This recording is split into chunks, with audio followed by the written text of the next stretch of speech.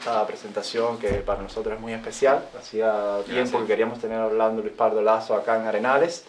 En primer lugar, agradecerle a la librería por abrirnos las puertas y bueno, a ustedes por venir y a Orlando por tomar parte de su tiempo de tránsito por España para compartir la publicación reciente de su libro, Olvidos y Obituarios, un libro de crónicas.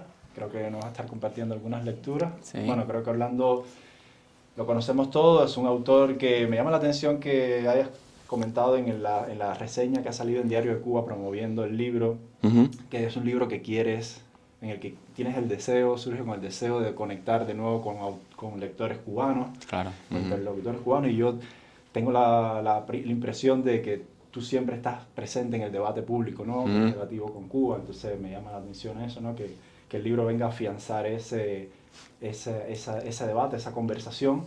Y creo que bueno, hoy acá es un espacio bastante propicio para extenderlo, porque Arenales es eso, es un espacio muy íntimo, donde está habituado al debate sobre literatura cubana y nada, o sea que a ese perfil de la librería que se ha encargado un poco de hacer trazar un poco lo que está sucediendo con la literatura cubana. Sí. Yo creo que se enriquece hoy, ¿no? Con la presencia tuya aquí, así que muchísimas gracias por acompañarnos.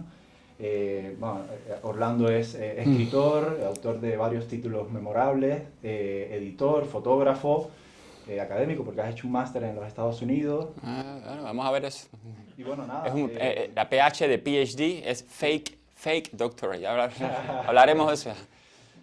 Muchas gracias. No, gracias a ti, Lester. Gracias a ti, gracias a la Librería Arenales, a este proyecto en el cual yo le decía, bueno, es primera vez que veo, qué lindo ver el espacio, pero a la misma vez yo estoy cansado de venir aquí, porque ahora en las redes la ciudadanía, somos como una ciudadanía global, yo he visto cuántas presentaciones no he visto, aquí hay personas que han presentado, yo estaba ahí, a lo mejor troleando la presentación y escribiendo comentarios, o sea, lo lindo que tiene el proyecto, claro, para Madrid, para la comunidad de cubanos que estamos acá presentes, pero también de repente, a veces, no sé, si tienes una noción de cuán grande puede ser el impacto diaspóricamente, ¿no? Estoy en España, estoy en Nueva York, estoy en Manhattan, perdido, aburrido, una noche de viernes y de repente me meto en una presentación de Arenales y vuelvo a casa, a la casa literaria, y me puedo insultar, me puedo alegrar. Es como que el espacio tiene una irradiación, bueno, como que de la cual todos nos beneficiamos profundamente. Entonces te agradezco especialmente todo lo que ha pasado en este proyecto, con sus luces y sus luces. Las sombras son luces también, ahí no hay...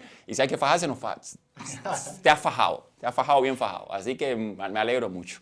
Bueno, una vez más, gracias a ustedes. Esto se está transmitiendo por el canal de Hipermedia Live, que yo soy editor de una revista digital, que muchos de ustedes son colaboradores en nuestra revista, se llama Hipermedia Magazine. Igual, si les interesa, le puedo compartir el enlace.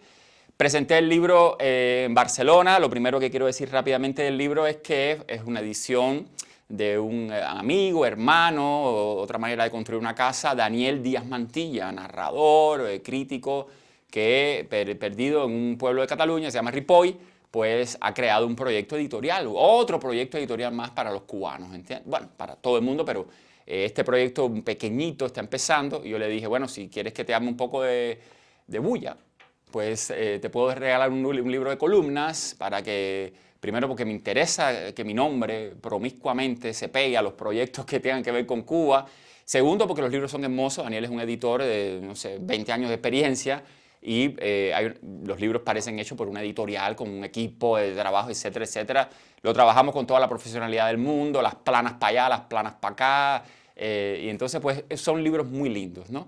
Están invitados a contactarme o a contactar a Daniel Díaz Mantilla y Surelis López, una pareja de cubanos preciosos, creadores, libres, que viven aquí en España ahora y están abriéndose un camino, ¿no? Y tienen trabajos reales como todos ustedes y quieren todavía el sueño, la locura de contribuir al campo o camping literario cubano. ¿Este es el primer título? No, ellos han publicado, bueno, ellos han publicado autores como que han tomado obras y Daniel ha ordenado su propia obra, que estaba todo dispersa, y entonces este sería el primer elemento extra sistema solar que se les cuela allí, ¿no? Con un poco de ruido. Estas columnas han sido publicadas, la mayor parte de ellas, excepto la última, y de alguna manera yo las reescribí completamente, dándole un cierto tono, cierta unidad. Pero son básicamente columnas que muchos de ustedes pudieran haber leído, ¿no? Igual se van perdiendo. El libro reflexiona sobre el olvido, precisamente, a veces de manera, bueno, cómo olvidamos toda la información que nos va cayendo a la misma vez, pero también un poco los beneficios que pudiera traer el olvido como nación. Siempre recuerdo, lector amateur que soy, ¿no? A Ernest Renan hablando de la nación y el olvido, la necesidad que una nación no puede avanzar sin una cuota de olvido. Un término que ahora podría resultar escandaloso, ¿no? Justicia, ¿no? Memoria histórica. Bueno, ¿y qué volar con el olvido histórico, ¿no? Es también importante olvidar, viviendo de Estados Unidos, pero imagínate tú, ¿quién trae ese término? Pero yo lo traigo ahora con mucha energía linda, ¿no? Borges hablaba, ¿no? Que viene de Cristo, ¿no? Jorge Luis Borges, ¿no? Que el olvido puede rehacer nuestras vidas, puede cambiar el pasado, puede traer algo, pero es el olvido de verdad que está conectado con el perdón, que no deja cicatrices en el alma, siempre queda que no queda nada, ¿no? Como que es un olvido que avanza, como si hubiera transformado o destruido una realidad que nos estaba atrapando. Entonces, el libro va por ahí un poquito, y la segunda parte son obituarios. Como de repente, después de 20 años colaborando, gracias a muchas personas que están aquí, bueno, especialmente Diario de Cuba y esos proyectos, como que en el medio de la sofocación total, de la apretazón de cuello total, una islita a la cual uno le tiraba los textos, probablemente textos deficientes que uno lanzaba, con la edición de ellos los textos se iban publicando y uno se iba empoderando dentro de Cuba, iba venciendo sus propios miedos, sus propias censuras, autocensuras. Y gracias a Diario de Cuba, pues uno se constituye y dice, si ya dije X, tal vez puedo llegar a la Z. Si dije Z, me voy a los números imaginarios, ¿no? Y te vas convirtiendo en una voz, no voy a hablar de calidad o no calidad, pero que encuentre un camino de provocación, que empiezas a decir, quiero subir la parada, ¿no? Y contribuir de una manera provocativa al campo de debate de lo que esté pasando en Cuba. Muchas veces siendo el abogado del diablo, exprofeso, y pagando el precio por serlo, ¿no?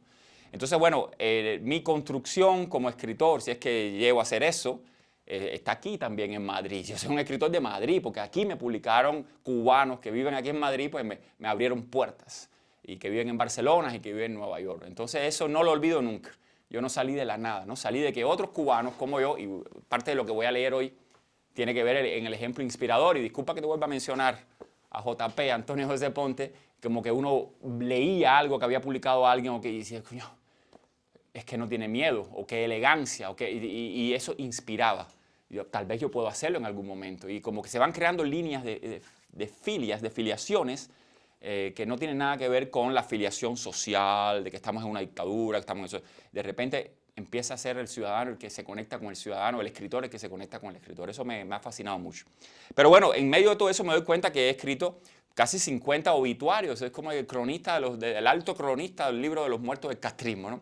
No son obituarios de verdad, simplemente personas que se me murieron al lado, personas con las que tuve un contacto, que les ajusto las cuentas de manera injusta, porque el que habla está vivo. Y el que es obituariado está muerto. Y siempre es terrible hablar de un muerto porque no se puede defender. Bueno, escriban ustedes mi obituario cuando sea, yo no me voy a defender. Prometo que no me voy a defender. No voy a venir de la muerte, no voy a haunted, no voy a caerle atrás a nadie como fantasma. Pero es así, son las reglas de la escritura. He sido piadoso, he sido misericordioso y he sido malévolo también. Siempre con una visión que tiene que ver, que pasa por lo social y que pasa por lo político, ¿no? Y ahí está el cardenal Ortega, y ahí están otras personas con las que, por el protagonismo que ganaron los blogueros en Cuba, y ahí estaba yo pegado entre los blogueros, pues de alguna manera estuvimos cerca del cardenal, de la liberación de presos, del diálogo del Estado, y eso se regenera ahora. Ahora mismo el Vaticano, de repente, al igual que con Obama, al igual que con todo, el Vaticano ya está mediando entre dos estados, que es el Estado cubano y el Estado norteamericano, para otra sesión de liberación de presos, etc. Así que todo eso se puede abrir al diálogo con ustedes. Yo quisiera simplemente cerrar con una pequeña lectura de algunos fragmentos que yo marqué. Si siento que los marqué de corazón para regalárselos, si siento que los fragmentos se extienden un poco, pues cerramos, y simplemente me gustaría abrir a un diálogo con ustedes. Bueno, muchísimas gracias. Les voy a leer algunos fragmentos de Olvidos y Obituarios, libro de Acni Ediciones, de Daniel Díaz Mantilla, Azurelis, y bueno, el autor, Orlando Luis Pardo Lazo. No los voy a identificar. Los fragmentos obviamente me verán pasar las páginas, pero no voy a identificar. Esto lo escribí cuando se murió Pepito Pérez, ¿no? Recuerdo que fue un forcejeo largo entre el pitcher y el bateador. Pedro Medina botó la bola del parque como 2 o 3 veces, las 2 o 3 veces de foul. No lograba alar la pelota para su mano y entonces se dejó cantar el tercer strike. Flash, lo retrataron. Quedó impávido el médico slugger de Guanabacoa con su carabina cargada ridículamente al hombro, sin tirarle al único lanzamiento que venía directico por ahí, partiendo el mismísimo centro del cajón de bateo. Era para colmo el tercer out de la entrada, se acababa el sufrimiento pinareño de aquel inning. Por suerte, con 0 carreras para Industriales, por fin podíamos respirar en paz. Demasiado tarde. Por fin podrían ellos respirar en paz. Yo no. Vi a Medina darse la vuelta, cabizbajo, sin montar ninguna rabieta. Un gigante manso, domesticado por su nobleza de carácter y hasta biológica. Parecía que iba a regresar arrastrando los spikes al banco de su equipo a la altura de la tercera base.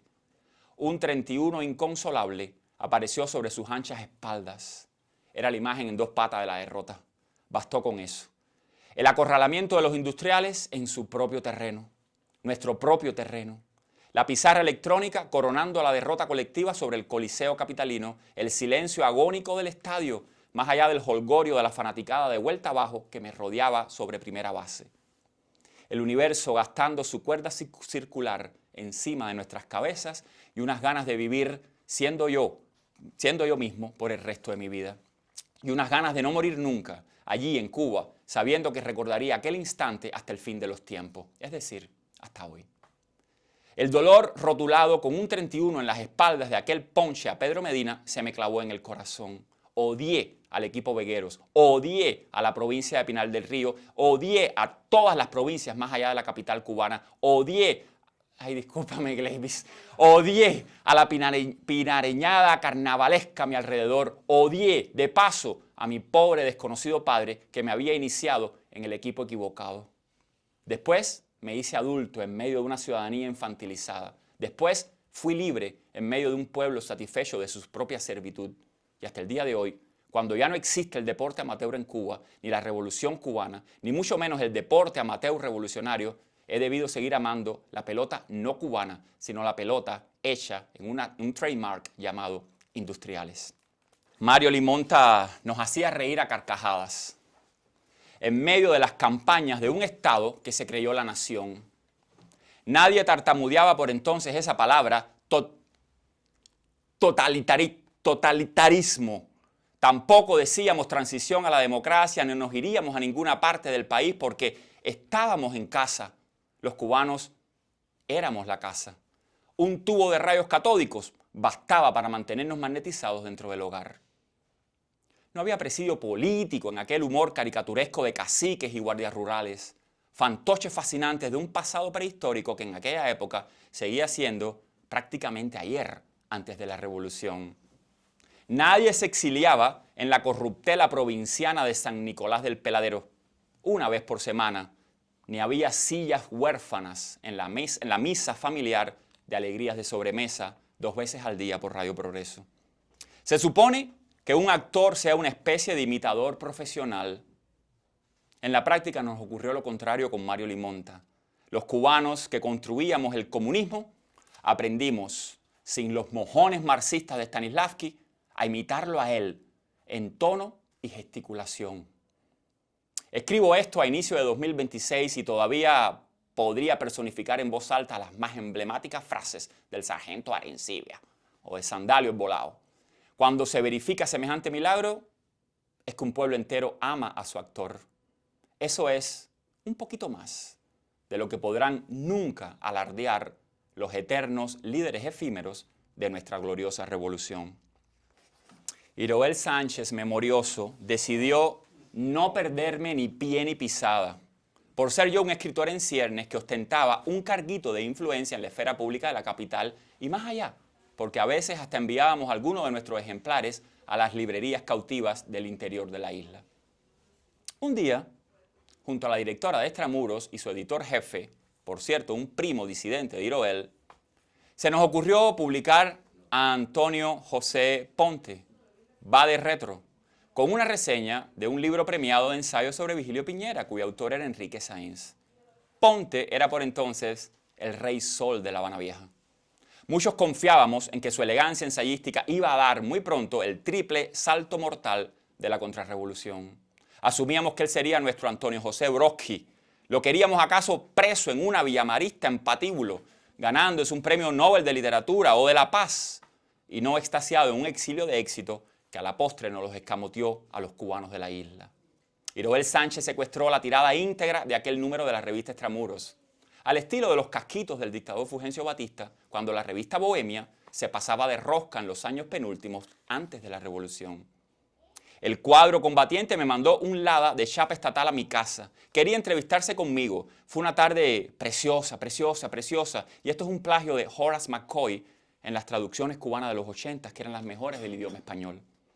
Al llegar escoltado hasta el cuartel general del grupo de análisis del Instituto Cubano del Libro, Iroel tenía como al descuido la pantalla de su computadora abierta con una letrona de caballo, como su propia cara, con un font de por lo menos 1959 puntos. Elogio de la disidencia. Alcancé a leer el título muchos años antes de operarme tardíamente de mi miopía paternal. Aquel era un texto que Iroel Sánchez estaba a punto de publicar y que todavía puede consultarse en la internet secuestrada del castrismo digital. Cito: en estos tiempos de internet y exclusiones, de satélites y hambre, Carlos Marx, sonriente y subversivo, susurra en los oídos del mundo, disidente de todos los países: comunicaos. En octubre del año 2000, fui parte del primer curso de técnicas narrativas que se transmitió por la Televisión Nacional Cubana, inaugurando el programa Universidad para Todos que recién se había inventado Fidel Castro en persona. Allí estoy todavía, al alba, en vivo, junto a otros futuros apóstatas como Amir Valle. Luego, en noviembre de 2002, Eduardo Eras León y su amor, Ivonne Galeano, me invitaron a la Feria Internacional del Libro de Guadalajara, México, donde presencié un acto de repudio organizado por los jerarcas del Ministerio de Cultura de La Habana y la Biblioteca Nacional José Martí. Allí vi que la Revolución Cubana estaba más viva que nunca afuera de la Revolución Cubana. Mientras los hermanos Fernando y Rafael celebraban al rojo vivo con tequila en privado, abaratando su supuesta animadversión ideológica en público. Allí vi también jóvenes llorar de emoción por la simple presencia de Silvio Rodríguez. Yo no sentía nada ante el cantautor, que viajó como VIP en nuestro mismo avión de Cubana. De hecho, no recuerdo haber visto a nadie en Cuba sentir nada por Silvio Rodríguez. Gracias a ese primer viaje al extranjero, entendí lo inminente de nuestra irreparable muerte espiritual en tanto individuos y como nación. Eduardo Eras León fue siempre cordial, sonriente, cariñoso. Daba confianza estar a su lado. Sabía mucho de técnicas narrativas, pero no nos impuso nada. Tampoco se las aplicó a sí mismo, por cierto, porque nos escamoteó su supuesta obra maestra. Habrá que olvidarlo rápido, Eduardo Eras León, con amor. De ahí que su cadáver no dejará secuelas ni discípulos. Pasamos por su obra sin saber qué pasamos. A lo sumo recuerdo un cuento suyo donde el narrador protagonista era un artillero de cuando Playa Girón, que estaba de visita en República Dominicana, y termina blandiendo una silla en alto por si tuviera que metérsela por la cabeza a otro cubano que había sido ex mercenario de cuando Bahía de Cochinos. Más tarde llegaría a la política y arrasaría con todo, todo, todo. Comencé a editar revistas digitales anticubanas. Comencé a publicar en blogs y páginas web demasiado contrarrevolucionarias. Traicioné, sabiendo que traicionaba. Era el fin de mi inocencia como ciudadano. Entonces, Eduardo Eras León se puso en guardia contra mí. Su guerra no tuvo 6 nombres, sino 7 nombres: Eduardo, Eras, León, Orlando, Luis, Pardo Lazo. Cuando la seguridad del Estado regó el rumor de que yo me había desnudado con la bandera cubana y un poco más, para así desvirtuar la presentación independiente de mi libro censurado Boring Home en la Feria del Libro de La Habana en 2009, Eduardo Eras León echó a rodar la bola de que yo estaba padeciendo problemas mentales. Problemas mentales. Qué mariconés la suya, que en la utopía pacata de los proletarios sean la locura y la pornografía las únicas justificaciones para hacerte talco cuando ya no pueden tragarse el buche bárbaro de tu libertad. Mi maestro, Eduardo Eras León, también añadió, pasando de la mariconés a la mariconá, que cualquiera bien podría esperarme en una esquina y meterme un gasnatón. Bajarme una galúa, vaya, como desagravio ante mis agravios, contra los símbolos patrios de la nación. Fue un proselitista de las cuestiones de Estado cuando y únicamente ese Estado lo autorizó. Nuestro cardenal en jefe le sirvió como una especie de ministro de religión al Estado cubano. Podrá haber ayudado a expatriarse a 3 o 4, o 300 o 400, o acaso 30 o 400 mil cubanos, ayudando de paso al castrismo a conformar esa diáspora de rehenes que sufraga a su propio secuestrador. Podrá el cardenal haber sido un erudito eclesiástico y haber amado como nadie la alta cultura cubana, ese mojón de élite, pero maniobró y manipuló bajo la bota del poder como un Fouché salido de la UMAP, ya metamorfoseado en comisario conservador. Podrá haber sido un varón atormentado por las debilidades de lo carnal. Podrá haberse arrepentido de violar sus juveniles votos de castidad, pero envejecía salivando y sobornando a varones para nada atormentados, sino muy conscientes de lo que hacían, atrabancados por las delicias de lo carnal. Fue visceralmente hipócrita, lo siento, hasta en sus intestinos. Debió terminar juzgado en un tribunal, dar con sus huesos de pájaro de mar agüero en una cárcel de la dictadura que lo creó cardenal, porque está claro que sin la venia divina de Fidel Castro, el Vaticano jamás se hubiera atrevido o fijado en ese curita cubano. Ante el juicio final de la diosa historia, nadie podrá demostrar que Jaime Ortega y Alamino sembró una sola frase de libre albedrío entre sus contemporáneos cubanos. Habrá sido espiritualmente muy libre él ante Dios, como lo fue siempre Fidel Castro, pero no hubo emancipación ni pinga para sus prójimos. El enemigo de Jaime Ortega y Alamino no fue el Partido Comunista de Cuba, no fue el marxismo ateo, sino la sociedad abierta occidental. Ese sueño en descomposición que los cubanos soñamos a inicio de los 1990 y que nos duraría menos que un merengue a las puertas del seminario, recinto cuya etimología viene literalmente de semilla, semen. El improperio actual contra el presidente puesto a dedo Miguel Díaz-Canel debimos haberlo practicado décadas antes con el cardenal Ortega y Alamino. Singao. Leo, deséenme un buen viaje y hago mías estas memorias de despedida, escritas para cumplir con la voluntad civilizatoria de su papá. Es deber de los vivos contar lo que se vivió. Escritos de emergencia, estos apuntes son también una manera de echar raíces en otra esquina del planeta que no sea la Cuba de sus padres, Linda y Carlos Alberto, a quienes la autora dedica este librito ejemplar. Su brevedad precisamente lo magnifica. Como en un poema hecho canción o viceversa, Carlos Alberto Montaner luchó, sangró y pervivió para la libertad. En mis últimos años en Cuba, cuando su nombre era un dios distante en los libros prohibidos por el Partido Comunista, conocí a algunas personas tan libres como él, inspiradas por él. El gobierno cubano puntualmente las encarceló o las asesinó, sin excepciones. Un instante antes de sus respectivos cadalsos, esos viacrucis iluminaron mi cobardía. Me hicieron un hombre, me hicieron humano, cuando menos yo me esperaba, una resurrección. Fueron hombres y mujeres que, como Carlos Alberto Montaner, nunca tuvieron que alzar la voz en público para expresarse. Tampoco nunca perdieron la fe en privado. Ni siquiera se sintieron huérfanos en medio del apagón acéfalo del castrismo contemporáneo.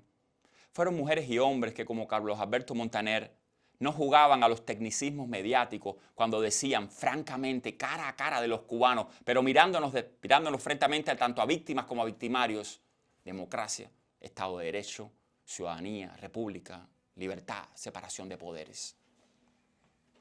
Estas personas libres alzaron la frente, sin trauma, desterrando sus barbillas del esternón, sin alardes, abriendo sus corazones a una vida en la verdad, tan elemental como la transparencia del agua o la caricia de un rayo de sol. Estas personas fueron inmunes al mal. Conversar con ellos nos dejaba ipso facto emancipados, salvados en medio de los simuladores y gendarmes de nuestro archipiélago Cubaga. La revolución cubana quedará ante estos cubanos libres como lo que siempre fue: un régimen de opresión donde hasta la alegría es una mueca de odio, además de un desierto demencial. Todo lo que toca el castrismo se troca en carencia. Por eso sigue siendo un páramo del que los proletarios escapamos en estampida. No lo sabíamos entonces, pero su eslogan comercial nos decía la pura verdad. Radio Enciclopedia iba a ser una emisora para todos los momentos de la vida. Hundidos hasta el cuello en el primer cuarto del siglo XXI, esta cripta implacable para más de una generación. En nuestras noches de lejanía, solo Radio Enciclopedia nos alivia la trancazón de los pómulos y el esternón, la angustia atroz. Esos órganos donde irradia la tristeza según el mundo se va deforestando de las personas y paisajes ante los que rendimos nuestro corazón. Nos vamos convirtiendo en historia antigua, paleofósil. El porvenir de este día a día continúa por inercia con una muy diezmada audiencia radial.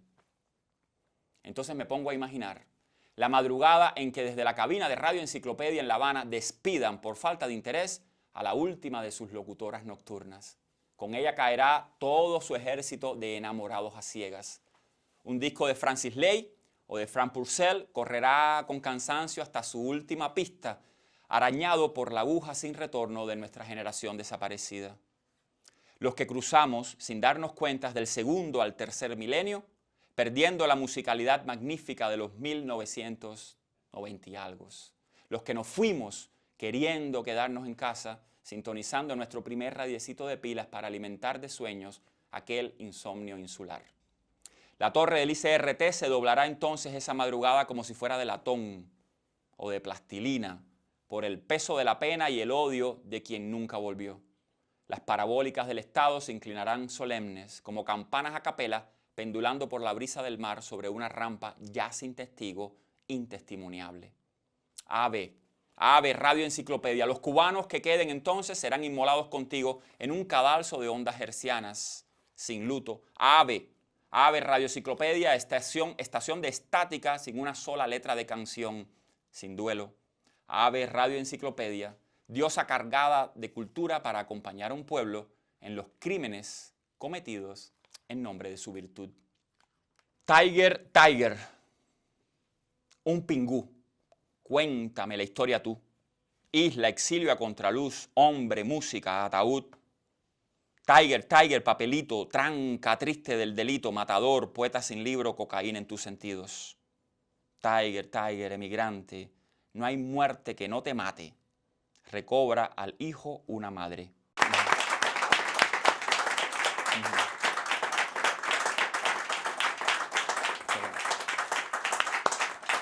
Muchas gracias a todos por la oportunidad de compartir algunos de estos fragmentos a retazos, donde, bueno, ya hay nombres ahí que todos reconocemos, otros tal vez, si no son, que bueno, no son, algunos de ustedes no son, es un libro que me han dicho algunas personas, incluido el editor, que sí que va a tener problemas, ¿no? Va a tener problemas para traducirse, va a tener problemas para ser entendido fuera de la audiencia, y de alguna forma yo he dicho, bueno, tal vez estoy terminando esa etapa obsesivamente o compulsivamente cubana que no se quiere explicar.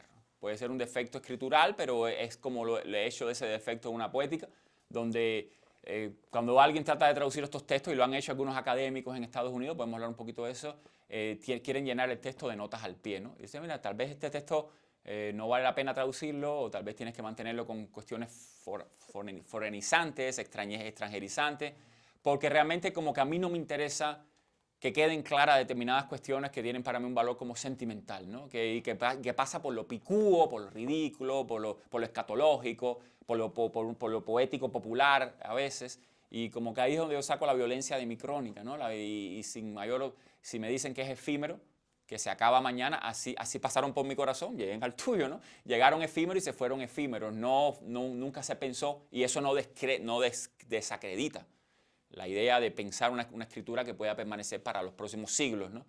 En muchos escritores y en mí también, pero estas escrituras fueron concebidas de manera, ¿cómo se llama?, contingente, ¿no? Y yo fuerzo un poco su no contingencia al sedimentarlas o precipitarlas o cristalizarlas en un libro. O sea, este libro es una anormalidad respecto a la idea inicial de las columnas, pero ante el olvido de verdad, de dejarlas rotas por ahí, porque hay muchos enlaces, que eso incluye portales que se han renovado, etcétera, que los enlaces se van rompiendo. Tal vez ese sea mi primer libro trascendente, ¿no? Enlaces rotos, ¿no? Donde uno trata de encontrarse a sí mismo y todo está broken, como... Quería contarles la anécdota de una pequeña historia de esto, lo hice en Barcelona, de la portada, pero no sé si... Bueno, lo hago ahora ya para cerrarme el pico, ¿no? Que yo no sé nada de pintura, es lo primero que tenemos que saber, pero con Mónica viajando en Washington, D.C., la capital del imperio, yo le hice una foto a esta pintura, que es de un pintor inglés del siglo XVIII. Y me la llevé a casa, ¿no? Así tengo pedacitos de cosas, así me llevé a Dalí de Cadaqués y cosas así, completamente de un snob que lee la pintura que le gusta, que no sabe ni de qué se trata esa pintura. Pero de alguna manera cuando Daniel Díaz Mantillas y yo comenzamos a dialogar del libro, no solamente por la idea de olvidos y epitafio, tal vez ella se llama olvido, y también él se llama obituario, pero la historia pasa por una dama corintia, es una pintura de la antigüedad, y ese muchacho viene de la guerra, y viene de la guerra a buscar a su amada, y tú vienes a buscar el cuerpo de la amada atravesado por el deseo, vienes a hacer el amor, vienes a descargar el odio de ver la sangre correr, para buscar otra conexión con el ser humano, otros fluidos. Y él llega de la guerra, no ha muerto, es hermoso, es joven, es importante eso, mantenernos con esa vitalidad, con esa belleza, con esa fuerza de la juventud, aunque tengamos 99 años.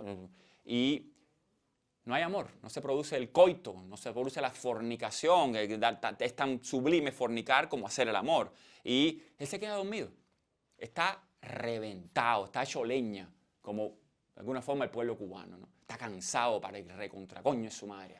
Se queda dormido en lugar de acostarse con su novia, que además también es joven y bella como él. Podría ser la novia, el novio, etc. No puede amar a su amante. La guerra lo ha hecho mierda. Tal vez le ha matado el deseo. Tal vez lo hizo impotente. Y ella lo entiende. Y lo que le regala a su amante es dejarlo dormir. Lo que le regala a su amante es que toma un pincel y pinta la sombra de él para cuando él se vaya a la mañana siguiente a la guerra, al combate, a morir y matar contra sus propios semejantes, porque no había nada sacro contra esa guerra, no había enemigos, no habían bárbaros en la frontera. Cuando él se vaya a matar y ser matado, ella se va a quedar al menos con una silueta, ¿no? Tal vez después, no sé si están en una posada, dónde están, esa silueta habrá que pintarla y borrarla y se perderá peor. Entonces hay muchas cosas que tienen que ver con lo efímero, con el deseo, con el reencuentro, con ser contemporáneo, que a mí me dijo, bueno, todo esto de alguna manera tiene que ver con los olvidos y obituarios que yo estoy entendiendo. No es un concepto, no es algo que ahora hay que aprender y repetir, pero a mí me conecta la idea de con qué me voy a quedar con los cubanos, de qué me voy a quedar con los cubanos, me voy a quedar con un trazo. Me voy a quedar con una sombra, con una penumbra. Y sin esa penumbra yo no quiero vivir. Yo no quiero vivir en un estado de triunfo, en un estado de premiación que llegue. No quiero vivir sin esa conexión y eso nos pasa muchísimo a nosotros cuando empezamos a hablar, aunque estemos bailando un reggaetón, aunque estemos riendo, aunque estemos tomando, pues comienzan las carencias y las ausencias a veces a marcar nuestro destino, incluso para olvidarlas, pero están ahí para marcar eso. Entonces, bueno, un poco esa es la justificación de ese encuentro entre dos cubanos de Corintia, pintados por un inglés además. Bueno, yo quedo muy feliz de verlos a todos ustedes y si quieren un poquito dialogar un poquito, no sé, suena un poco a aula, ¿no? Porque tengo una posición aquí de enfrente a ustedes, pero si alguien quiere comentar algo, no tiene que hacer preguntas, solamente hablar, ¿no? ¿Sí? Y pueden venir aquí también, Yopi. Tú hablabas de lo de las notas al pie y a mí me da mucha gracia porque las notas al pie siempre me parecieron una cosa insoportable, muchas veces necesaria, muchas veces imprescindible, pero insoportable en definitiva. Pero eso cambió para mí cuando me empecé a enfrentar a la lectura de autores como Severo Sarduy, que tenían una gracia especial de sacarle cierto partido a la nota al pie. Entonces la pregunta va desde ahí a lo siguiente. Tú como autor, ¿se te ocurre alguna alternativa al hecho de que un texto tuyo para ser traducido al inglés esté infectado de notas al pie? No especialmente. O sea, como por ejemplo, a mí me han traducido ficciones y columnas, ¿no? Y he tratado de, cuando es profesionalmente, pronto no va a haber más traducciones profesionales. Pronto las traducciones sabemos dónde las vamos a hacer, ¿no? Y entonces, bueno, veremos qué tal. Pero lo que yo siento en general, lo que me gustaría comentarte, ¿no? Como para todos los escritores que estamos acá, ¿no? Es como que hay una tendencia en la traducción de que quede claro lo que no estaba claro en el texto original. O sea, yo no sé lo que les he leído aquí, ¿no? Y no sé lo que les he soltado. Y a la misma vez sé por dónde estaba caminando, ¿no? Sobre qué vidrios estaba caminando. Pero si tú tratas de explicar los 3 adjetivos, la sobreadjetivación que hay ahí, mira, quítalos. A lo mejor lo que hace falta es... Entonces, muchas veces lo que le pediría a un traductor es que fuera un cronista que esté imbuido en ciertas violencias y en ciertas pulsiones que tenemos que hablar, ¿no? Que tenemos que compartir. Y si ese gran traductor está en otra parte, pues no debiera hacerlo. Pero igual, un día te ofrecen ser traducido para una antología y tú no puedes estar diciéndole que no a todo el mundo y bueno, pues terminas traducido por cualquiera, ¿no? Con tremenda calidad, pero entonces con una sobreexplicación que parece un poco, siempre me parece un poco caricaturesca. Me da un poco de lástima con el lector norteamericano, es pobrecitos, todo lo entienden. Todo lo saben, todo no. No, porque tú dijiste que en el... Entonces como que... Pero ¿dónde está lo ambiguo? ¿Dónde está el choque de contradicciones? ¿Dónde está el desmentido del propio autor? La deconstrucción del propio autor. Y a veces siento que se pierde eso, pero no en todas las traducciones. Hay veces que un traductor se tira contra el texto como un tigre, pero tiene que desfigurar mi texto. No puede respetarlo, porque si lo respeta es una traducción mecánica. Y tiene que llevárselo al registro de expresión del inglés. Por cierto, que en Estados Unidos el inglés, no sé si tú sabes, que es la lengua secundaria de los norteamericanos. No de los inmigrantes, de los norteamericanos. Porque yo pasé por mi doctorado y siempre sentía que me hablaban con una pobreza que yo en Cuba, leyendo los libritos y cosas, yo tenía un vocabulario que me parecía a mí tonto, ¿no? Que tenía más complejidad que la forma esa. He sentido una pobreza del inglés tremenda, pero que tal vez es la misma pobreza del castellano, en muchos contextos, ¿no? Como que un empobrecimiento de la lengua para alguien que estaba acostumbrado a creer que la lengua en los libros estaba viva. No, parece que también ya se murió la lengua. La lengua también está muriendo en este libro. Pero bueno, gracias por tu pregunta, Julio. Sí. También por otra parte yo creo que hay una relación ahí muy significativa, o sea, es muy impactante en lo que te estuve escuchando, entre la furia y su adverso, ese sonido, ¿no? Ese sonido profundamente literario que tú imprimes, que tú recalcas. Y yo creo que es una de las grandes virtudes, no solamente de la observación de personajes y de la propia Cuba que tú tienes, sino también del carácter literario que tiene este libro, que es muy impresionante y muy impactante. Gracias. También pienso que si te atreves a hacer que antes de hacer una traducción, atender una traducción, tendrías que hacer un audiolibro, que todo el mundo iba a escucharte, porque creo que hoy, ahora mismo, nosotros hemos acudido a algo más que el texto escrito por ti, que es cómo está tu furia y tu forma de decir.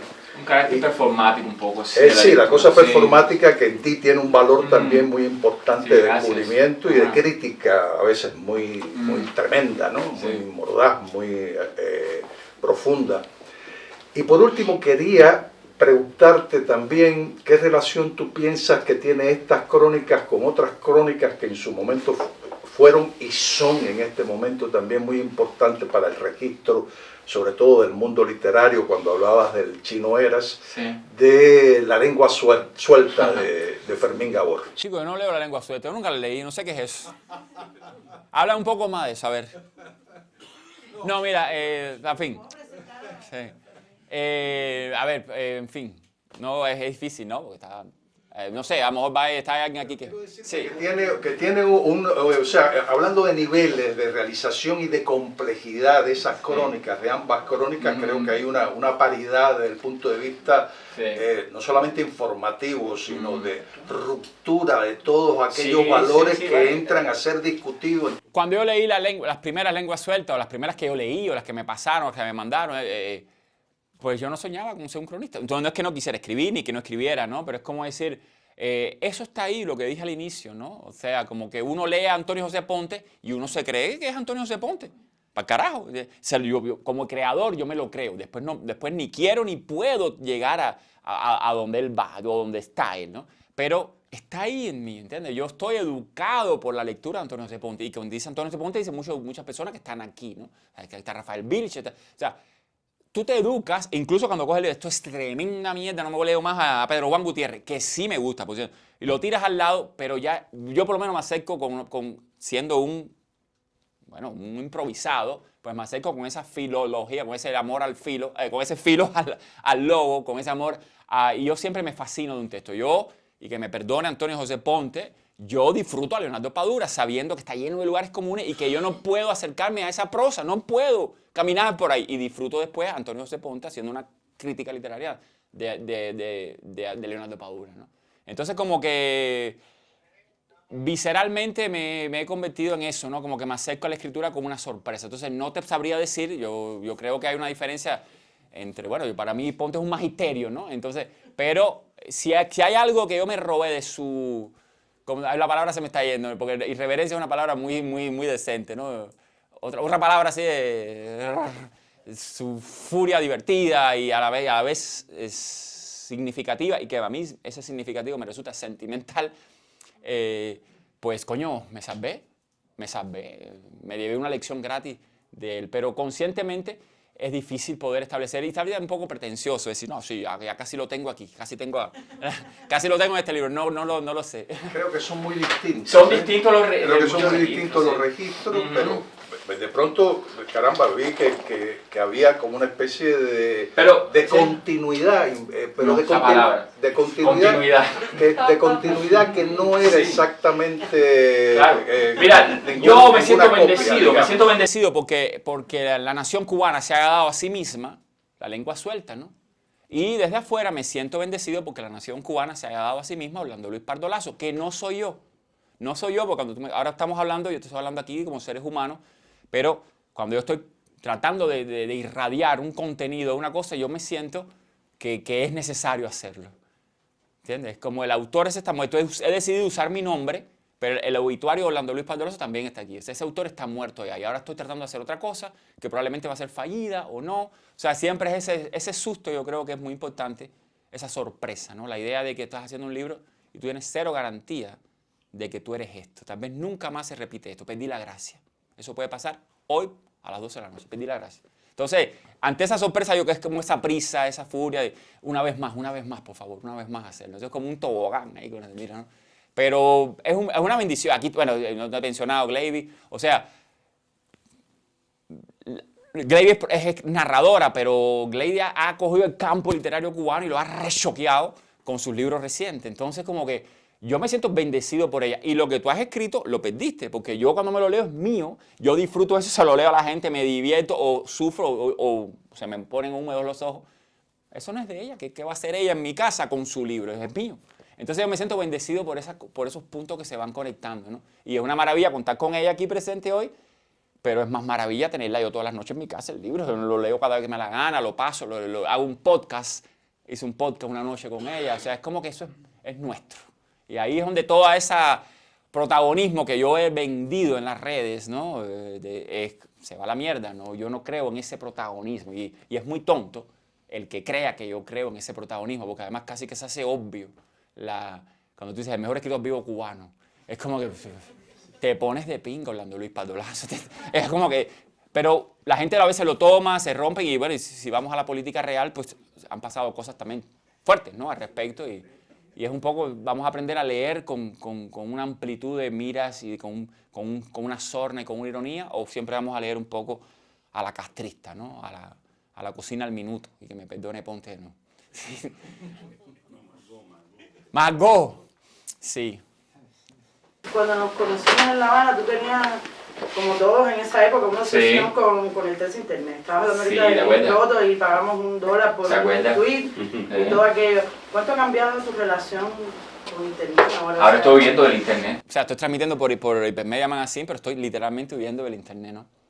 Pero es inevitable, es como la inteligencia artificial, pero yo quisiera estar menos conectado al internet permanentemente, ¿no? Pero es inevitable. O sea, yo creo que eso es un gesto un poco infantil tratar de escapar de eso. Vamos a ver si hay futuro para la literatura. Puede que no haya futuro, y lo digo con amor. Es como decir, todo comienza a ser, hay escritores que han escrito sobre la escritura como desplazamiento. Uno lo que hace es desplazar texto, y podemos releer de Fil a La Habana como desplazamientos de texto. Ponte no escribe si no ha leído antes. Entonces se van desplazando los textos. El libro perdido de los origenistas. Hay un desplazamiento constante, y así todo tú ves la capa que él está trayendo, ¿no?